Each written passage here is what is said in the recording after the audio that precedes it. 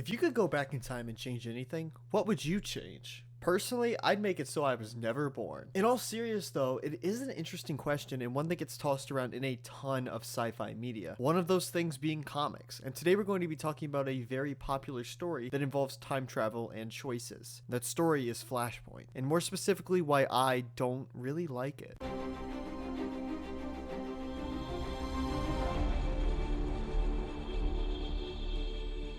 With the announcement a while back that the new Flash solo film is going to be about Flashpoint, and with more news coming out about it at the DC Fandom event, it got me thinking about the story as a whole. Flashpoint seems to be a very popular story. In fact, I'd say it's probably the most popular Flash story as of late, and for good reason. It's got a ton of spectacle, and it's a really huge thing for the comics, especially when it came out. It was like the first Barry Allen story since his resurrection, and it led into a reboot for the New 52, so when it came out, it was very, very important. And now, flash forward to 2020, it's been adapted twice and told 3 times overall, and it's going to be told a 4th time. Once in its original 2011 comic, the 2013 animated film, and then the season 3 premiere of CW's The Flash. You know, each of them definitely have their good moments and their low moments, but all of them fail to truly do the concept justice and live up to the potential. So you may be asking, why do I dislike Flashpoint? Well, I feel like the main reason is the story doesn't do what it should do, and that's focus on the character of Barry Allen. When you make the story decision to have a character travel back in time and to save somebody they lost, you have to make it personal. You have to make the storyline follow in line with that decision, and you have to revolve everything around it. Otherwise, the decision, and therefore your catalyst for your story, is kind of not important, and you don't really have to do that type of story. A story that is rooted within this choice needs to be handled with personal gravity. And sadly, most of the time that doesn't happen in Flashpoint stories. Granted, some versions are different. The TV show's version actually does do this. It puts Barry first in the story and is a small scale and personal adventure about the effects of what he did. I actually think it's the best interpretation of the story and the best version of it. It still definitely has issues, namely the pacing being a bit too fast and it all getting wrapped up too quickly, and the rival. And I have no rival! But otherwise, I do genuinely think it's the strongest version of the story. It also helps that we have 2 seasons to build up to it and 2 seasons to get to know these characters and get invested in them. We're excited and scared by this new world, and we also get to see Barry interact with this new world and see how it has changed. Barry interacting with his mom and dad for a lot of the episode is really, really good because he gets to do things that he otherwise wouldn't have gotten the chance to. But we see that little else is as good as this in his new world, and his decision to change everything back is because someone close to him gets hurt. It's deeply personal, and I think it's a very well told version of the story. It also nails the dynamic between Barry and Thawne, which I feel like definitely gets lost in every other interpretation of the story, including the original source material. I mean, you have one of the Flash's best rivals and a personal story for him, and yet you do really nothing with the two.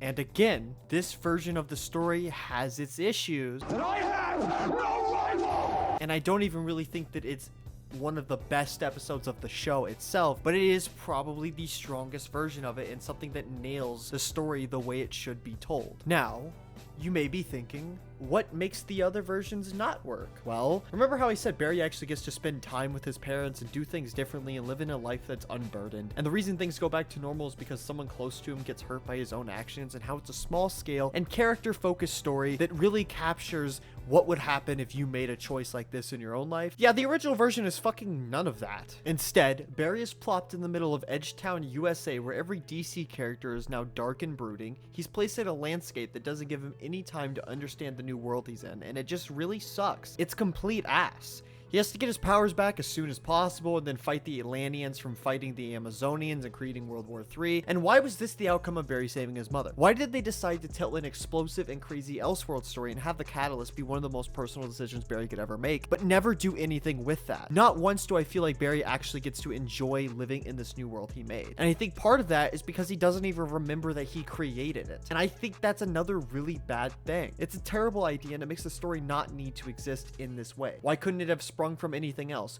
Why frame the story around Barry's decision to save his mother if you're not going to use any of it for character building and other type of things like that? The entire event is about Barry joining up with crazy, brutal Batman dad and saving the world, and it completely loses any sense of personal stakes and intrigue that it might have had for me. There is no reason for this to be about Barry saving his mother.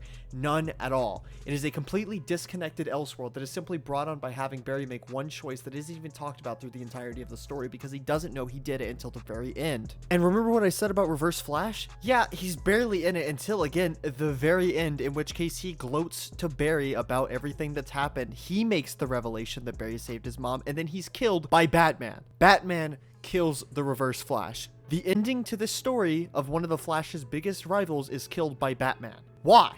And maybe that's okay for some people. Maybe you care more about the insane and crazy Elseworld over the character stuff and what this means for Barry. And that's perfectly fine. I just think that using this decision to make the story was a wrong call. Especially because the movie has more emotional stakes for the character of Thomas Wayne and Bruce Wayne than it does for Barry. The emotional crux of both the movie and the comic is the end whenever Barry is able to deliver a message to Bruce from his father. Why wasn't this a Batman-centered event? You can still have Barry be a character in it, but why make it about his mother if you're just going to have the central focus of it and the emotional crux be about somebody else's dead parent? It's just Batman hijacking the event, and it's really, really stupid in my opinion, and I think that it should have been cut. It's just another reason that I think the TV version did it right, because it is about Barry.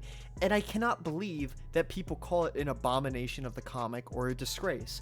Why? Just because there's no crazy climactic battle for the fate of the universe, and because Green Arrow's dad isn't the Green Arrow?